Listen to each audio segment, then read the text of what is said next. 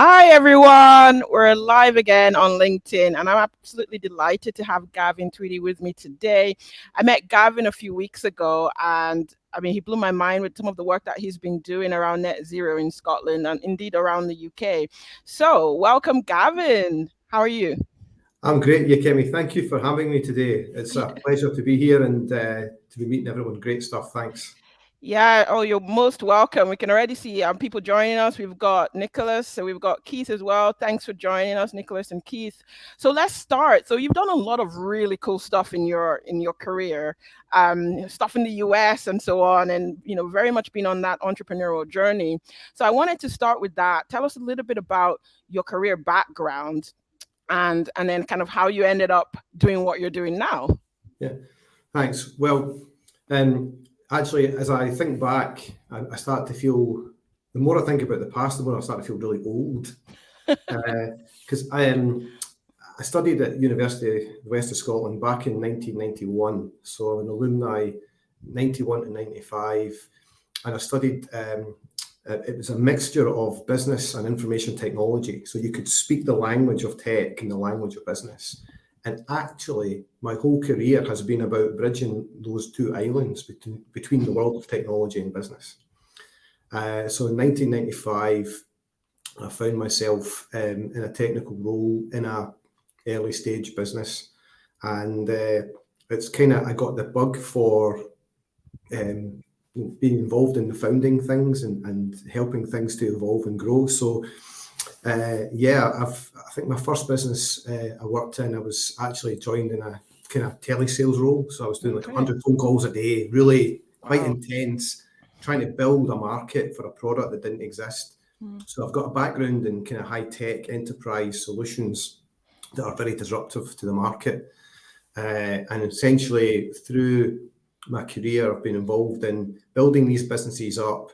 Mostly they've been founded out of the east or the west coast of the US. And what I've done is gone into those businesses at the early stages and being part of the founding teams in Europe. And very often Europe's 60% of the worldwide revenue. People don't realise how big the world is outside of America. So I've grown up with that American mindset when it comes to business. Okay. And so essentially going through that journey of working in American businesses, but taking that technology into Europe has been something I've really enjoyed. And I'd be happy to sort of share a bit more about that if you've got specific things you want to learn. Yeah, there are a couple of things you've said that I would really like to dig into a little bit. So you talked about some of the mindset there around entrepreneurship, I think, and also business when it comes to the US and Europe, and I guess more specifically the UK. Can you tell me a little bit about some of the differences that you find when it comes to mindset in business that you experience in the US and you've continued to carry on, and is maybe not so popular here in Europe or indeed in the UK? Well, I guess the first thing is that when businesses are founded in North America, funding is put in place to allow you to build that business up to a level where you're not looking backwards, you're looking forwards. So you get enough funding in early on to concentrate on the problem you're trying to solve, who your customers are, and you really, what you come to realise is to be effective, you've got to build a good network. In that market. And every time I've pivoted from one sector to another, I've almost had to relearn that. So I've worked in, say, I did a startup that went through 6 or 7 years in the television industry. So I had to spend 6 years learning about broadcast so I can relate to those customers. So it's understanding you have to put yourself in the trenches alongside your customers. And so those selling styles, I guess, are sort of similar to what you would apply anywhere, but the funding is what's different. Okay. So having done 4 or 5 businesses in the States and then doing a business here, I wasn't aware that people would be like applying for grants and funding support because they're trying to augment their runway with the support of local aid support agencies. So a lot of people spend a lot of time having to go down that pathway. And actually, in some ways, as important as it is, it can distract you from what you're trying to achieve. So I was fortunate in all my North American adventures that all my energies were directed into just figuring out how we sell and build this product and become successful, where I've seen a lot more of our energy here in the UK is directed towards how do we actually raise the money. Yeah. And actually, and I'm sure a lot of founders and entrepreneurs in this call today are thinking, yeah, I'd love to spend more time focusing on how I grow my business and less time on the funding side, but it's a necessary evil. So I do help a lot of early stage entrepreneurs in Scotland now to connect, create a value proposition that will help them attract the funding that they need to get to where they want to be. Yeah. No, that's really amazing insight. I've always felt like there was more risk taking in the US when it came to technology and entrepreneurship, and maybe not so much here. And it's not necessarily, I guess, good or bad. It just depends on the mindset. It depends on the industry. It depends on the product. And you're right. As a business owner myself over at Ducaro Limited, where I'm co-founder, there is a significant amount of time spent, looking out for funding opportunities, and then you apply, and someone needs to do it, and that's time that you could be focusing on developing your business model, developing new services, new products, taking care of customers. So really, thanks for sharing that. I just want to say a quick hello to everyone who's joining and commenting and telling us where they are. It's absolutely amazing. Thank you, Caroline, Stephen, Cameron, Kyle.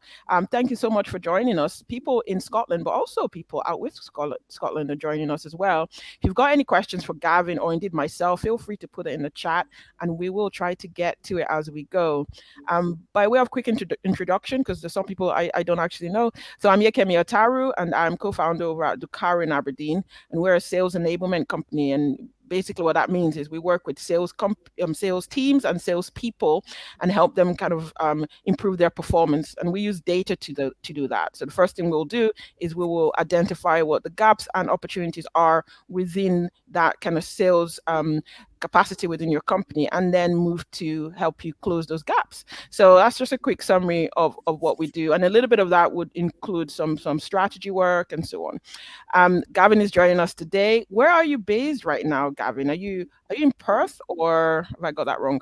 So actually, I live in the Trossachs, but my day-to-day office is in Falkirk. Oh, okay. So this is where I'm coming live from Falkirk today. Okay, fantastic. Live from Falkirk. Love it. So I would love to get into net zero stuff. And I mean, net zero is something that is obviously emerging. It's quite a recent point of discussion, but a lot of people are talking about it. And I sometimes feel with things like net zero, and the same thing with things like, I don't know, machine learning when it first came out, and believe it or not, social media back in like 2009, it feels like a buzzword sometimes. Some people don't know what it really means, but this is real. So the country and indeed globally have different targets around reaching net zero. So it'd be great to hear from you, Gavin, with all the work you've been doing around net zero, to tell us why you got involved in net zero and what net zero means to you. It's a good question. I think that going back to my business career, where in the formative years, it was all about profit. And the values we celebrate are profit and cost.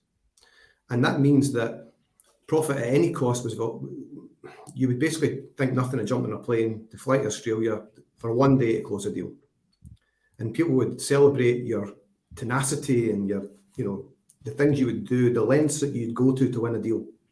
Yeah. But actually back then, when I was doing that, I wasn't even thinking about the impacts on the planet. I was just looking at the air miles I was clocking up, like everyone else was. And I think where I am today is I've come to this moment of enlightenment where I want to live my life certainly by a different set of values, where purpose comes first.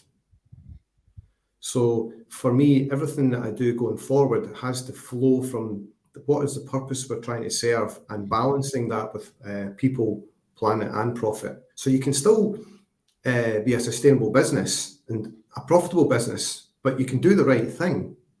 And in doing that, it's going to attract the right kind of customers and the right kind of investors. So for me, the bigger purpose here is creating a cleaner, fairer society, and creating roles for young people who are really getting a chance to reveal their true potential Find the hidden talent in young people and channel that into industry so that we can be an exemplar to the world. So my mission is to help decarbonise society and industry around the world, starting in Scotland.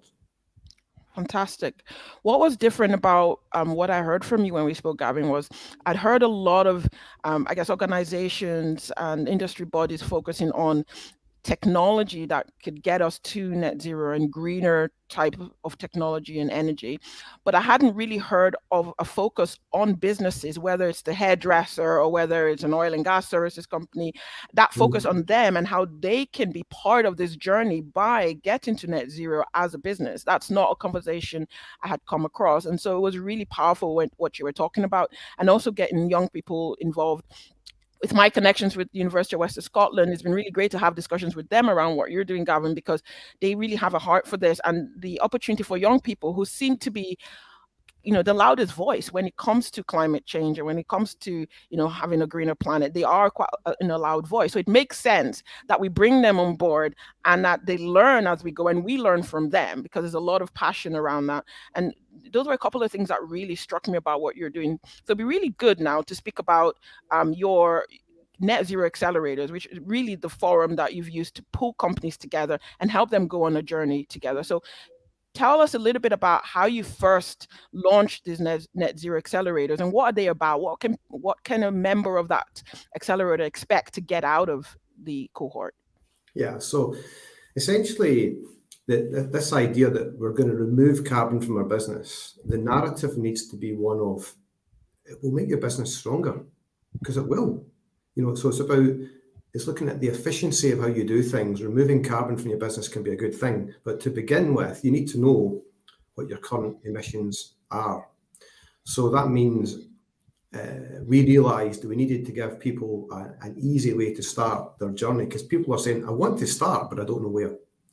And there are all these free calculators on the internet and people offering me help to get estimates, but none of that's any use in a real world business capacity. There is legislation in place at UK government level, which is around SECR certification and compliance, which stands for Streamlined Energy and Carbon Reporting. And businesses over 250 people in size need to disclose their emissions. Now, what that means is that the businesses that sit within the supply chain will also then find that is passed on to them. The trouble is the smaller businesses don't have the resources. So we set up the community to help those businesses, say typically 1 to 50, micro and small businesses who don't have professional sustainability practitioners, and give them the tools. So give them access to carbon accountancy software, give them access to someone who can help them create the carbon accounts, then bring an auditor in to check that what they've said is true. So they can't greenwash. And then have them issued with certification, SECR certification. So even though they don't need to do it, they're doing it anyway, because it means that when they're bidding on tenders, they're going to be complying with the companies that they're working with who are on the hook for this. So this is about being both compliant and competitive. Yeah. Fantastic. I mean, there's so much incentive there to work towards net zero, and I think as time goes on, that incentive will become more and more obvious. But I do think that is one of those things that you have to strike now. I think even wait until next year is a little bit late. Do you know what I mean? It's one of these things that, first movers to take the initiative to start looking at this in their business, start looking at kind of carbon and reducing that within their business, are going to benefit from it now. And that's one of the things I loved about what we were talking about when it came to the accelerators. Apart from looking at obviously carbon and that energy efficiency piece, there are pieces there around, sales enablement, pieces there around the impact it's going to have on your brand, the impact on the sort of messages and even your culture within your organization as a result. Because if you're changing, what you're saying to your marketplace has to change as well. So it's not, you're not going to stay still. And that's what I love about it. It's, really holistic and looks at all the different aspects of how a company can really leverage this. Because really, when it comes to something like net zero, I totally understand small businesses that say, well, so what? Or they want to wait for the bigger companies to maybe force it. Like if you're in the supply chain of a bigger company, a lot of us want to wait until it's enforced, where you can't actually tender for a project because you don't have it, and that's too late. That's when it's now not a nice to have. It's now a hygiene factor, actually. Like you can't even be called to the table for discussion because you don't have it, and at that point it's too late. It's no more a competitive advantage. So I would encourage everyone to start really looking at this. We've got a question. Let's see. This might be one that or we might defer. I said, do you take into account Scope 3 emissions when measuring? Yeah. From Bina. Thank you, Bina. Yeah, so the carbon accounts that we produce or allow you to create are covering Scopes 1, Scope 2 and Scope 3. So even though the certification today might be looking for Scopes 1 and 2 to be covered, most of the emissions of a lot of businesses sit in Scope 3. So we are setting out to tackle that. One thing I didn't mention earlier is that companies, small businesses, are focused on recovering from COVID, dealing with Brexit, dealing with other things like IR35. There's a number of business issues. And so one thing they're all short of is time. So we've designed the accelerator to be non-invasive in terms of time. So it's not going to interrupt you too much. And you're going to go on a shared journey with 10 other businesses. So 10 companies come together. And as a group, you figure this stuff out. So 10 of you can be all in the same vertical industry, all in the same area or across the UK. Essentially, you figure it out together. You've got a shared mission, a shared purpose. And one of the hopes that we have as you go through the accelerator is you're going to meet like-minded people that you may end up doing business with. So for us, this is about the commercialization of net zero as a business opportunity. It's about finding people you can trade with. It's about making your brand more investable.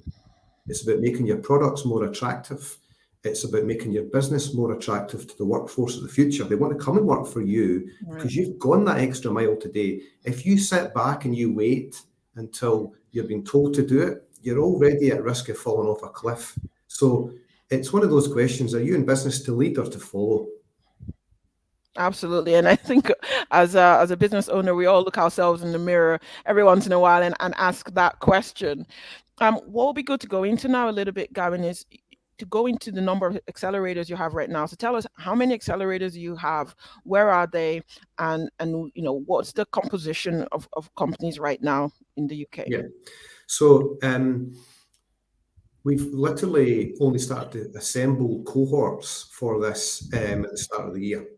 And we've identified at least 6 or 7 areas of Scotland that are showing interest in getting involved in this.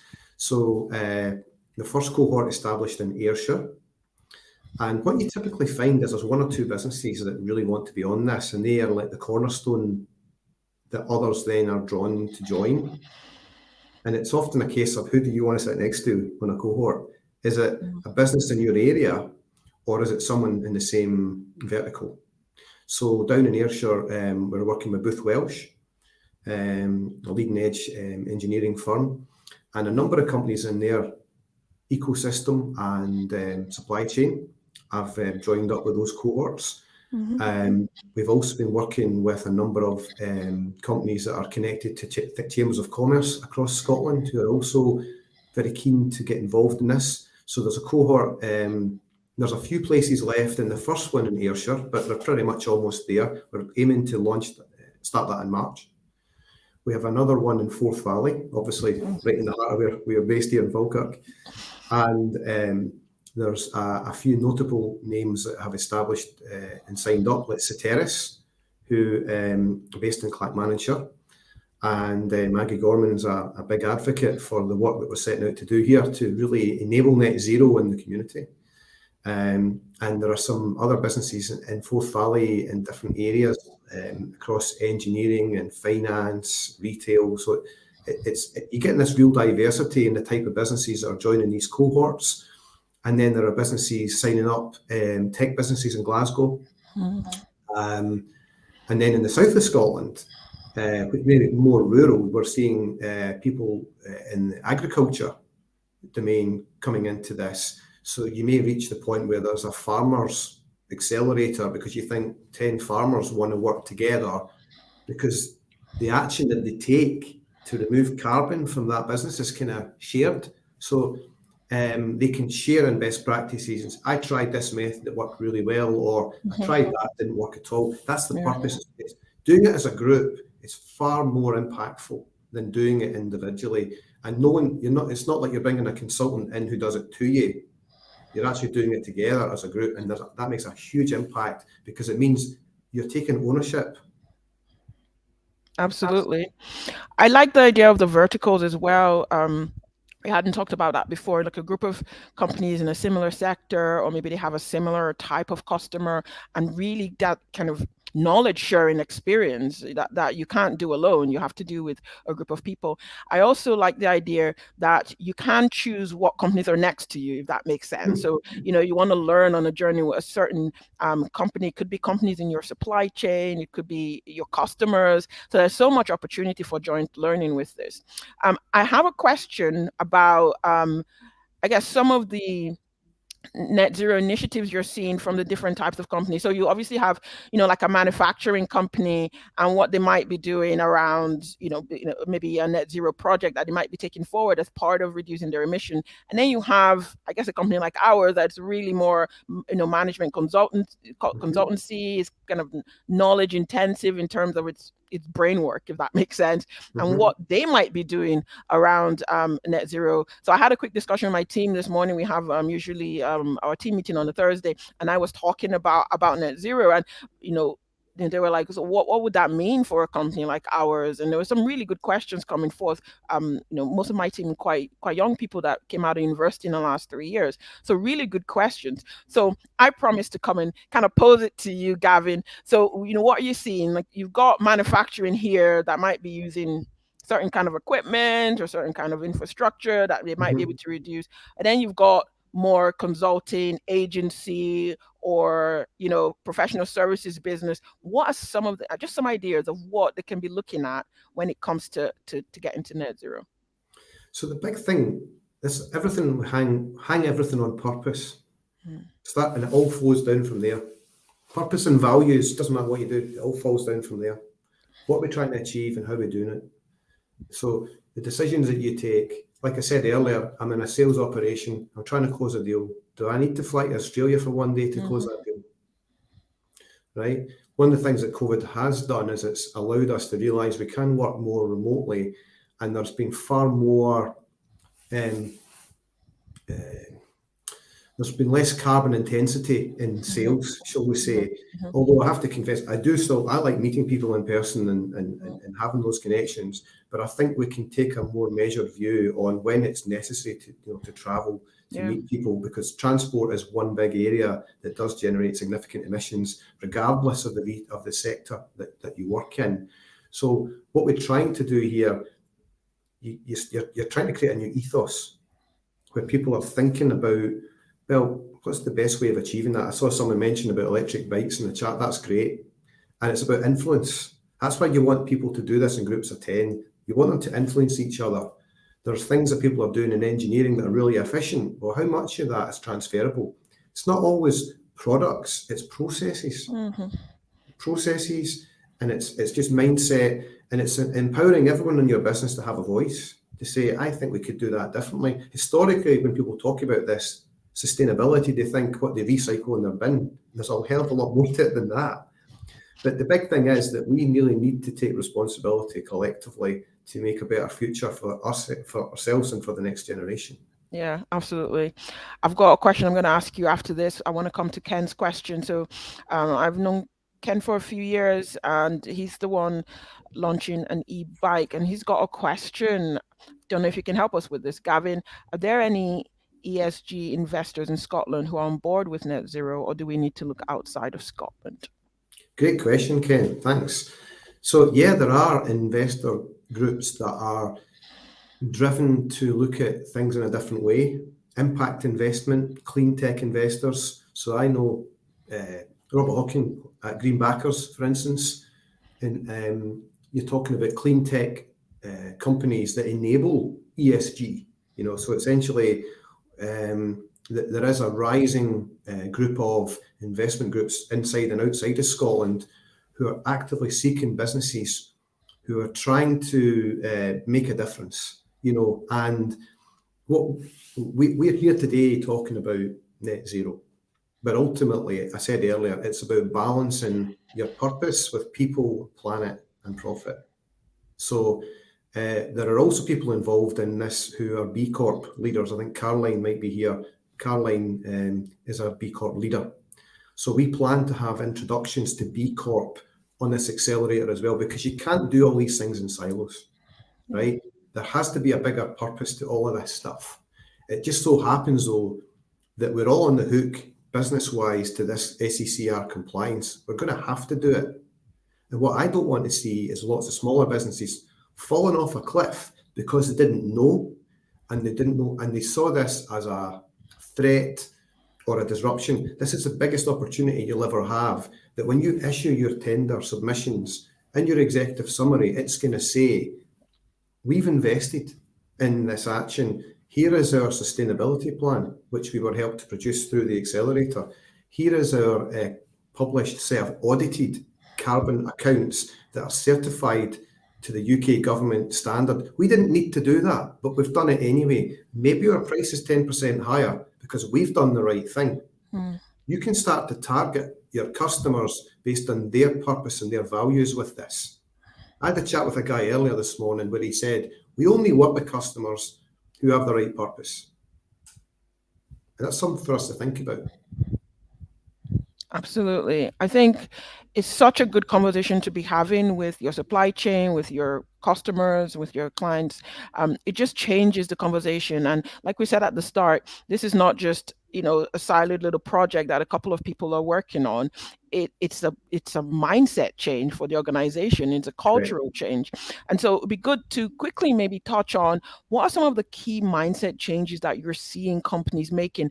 I love what you said at the beginning. You talked about people, planet, profit. And anyone who knows me on this chat knows I love some alliteration. I love it when you can get all P's, all C's, or D's. And so it's so easy to remember, and it's just so spot on.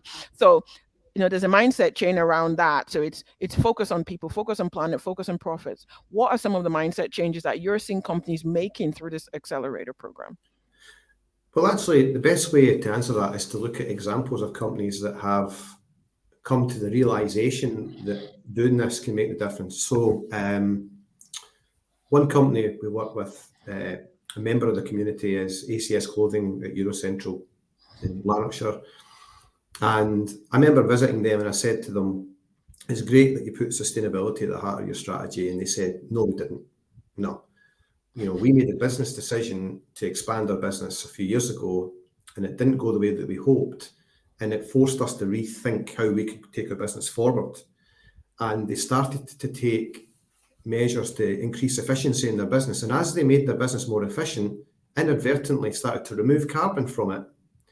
And they start to become more circular in their thinking.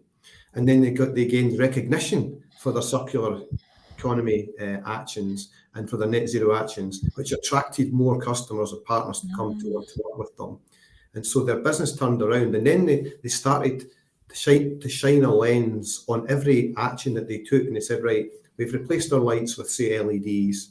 How many tons of carbon has that removed from our business? How much money is that saving us? Okay, we've taken 5 tons out from that process. That's £15,000 a year.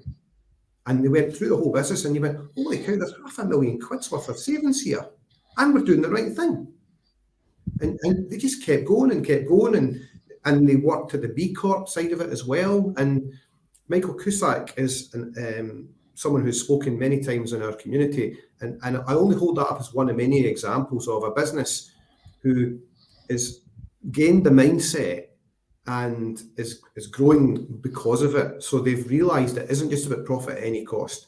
When they tried that, it didn't work. So they pivoted to balance people, purpose and profit. And now they're growing. And they're one exemplar to other businesses. And they run an open day where you can go in and see their business. And they've put on the walls at every workstation, it will say, we implemented this methodology. This is how many tons of carbon we've taken out of the business. and this is how much money it saved us. And that's how we need people to think about it. It's about efficiency, because if we make you more efficient, we're going to increase your profit. It's a bit of a no-brainer, right? Yeah, it is indeed. Thanks so much. Great questions. Look, if anyone's got any other questions, please feel free to put them in the chat. We've got a few minutes left to talk to Gavin, so please do take advantage and comment, share maybe some of the experiences you've had around this, and we'll try to get to it. So if someone's listening now and thinking, right, would love to get involved in something like this, what can they do? Well, I think, so first of all, there's two things. We formed the Net Zero community as a space for people to collaborate and just ask questions and find help and support. Formed that a year ago, and there's over 1,000 members in that group, which is great. In the middle of last year, we realised that we needed to mobilise action.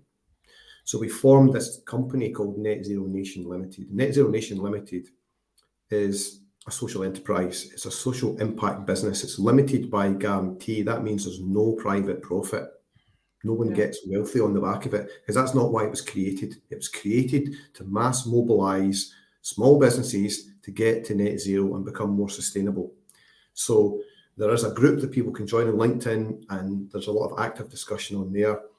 To take measurable action, register and sign up to one of the many accelerators, go through this program, implement your carbon accounts. And once you've been through that, we have delivery partners. Carbon touches every facet of every business.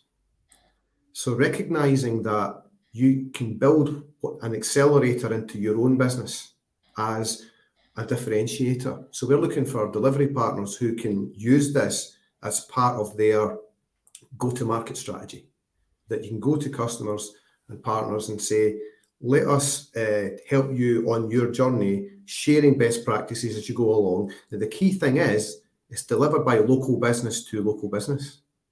So we're trying to create trade in each local community. So you're driving people to come together who've never met each other on shared purpose, right? That's important, because we need to build resilience up in the community, and we need to build competency up. There's no point in someone coming in from down south or whatever it is to tell you what to do.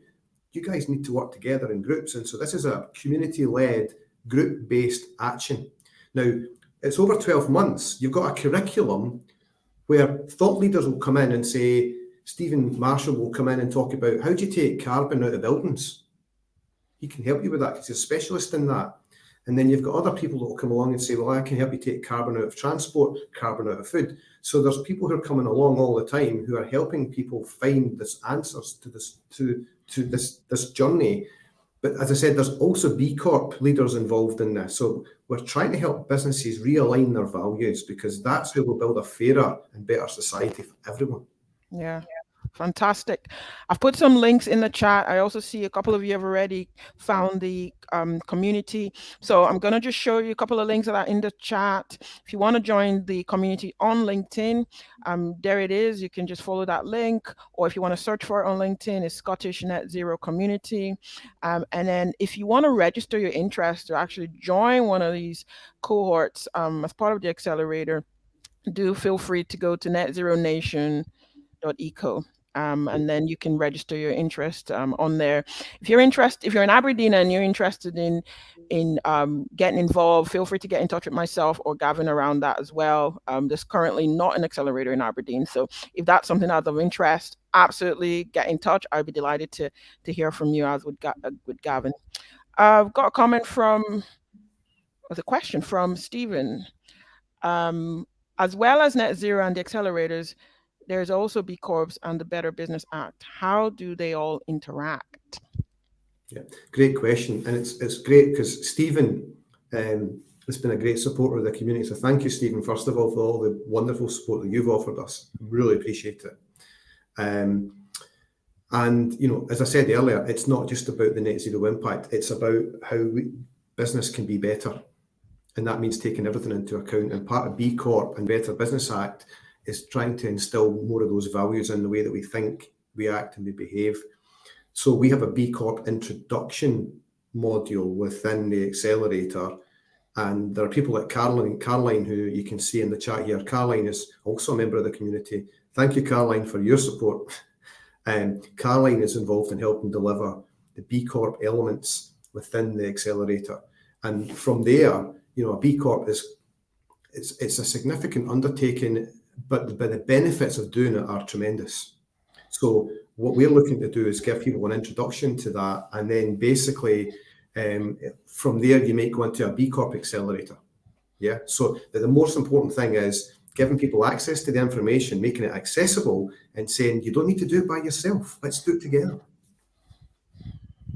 Absolutely. I think that coming together and doing it with a group of like-minded people is just really powerful and a strong value proposition. Thanks for your question, Stephen. And also thank you, Stephen, because you introduced me to Gavin, and I really appreciate that. Thanks for everything that you do. Really great person, Stephen. Um, we've got a comment from Caroline. I just want to showcase some of her comments because she's putting some great stuff in the chat. You're talking about B Corp looks at the whole of the company and includes the environment and carbon as part of the certification. Absolutely. And I think, and correct me if I'm wrong, Gavin, it also includes even how you treat your employees and how you treat your customers, and that whole, it's really a holistic view, whereas the net zero would be focused specifically on that whole kind of carbon footprint. So thanks for that. Yeah.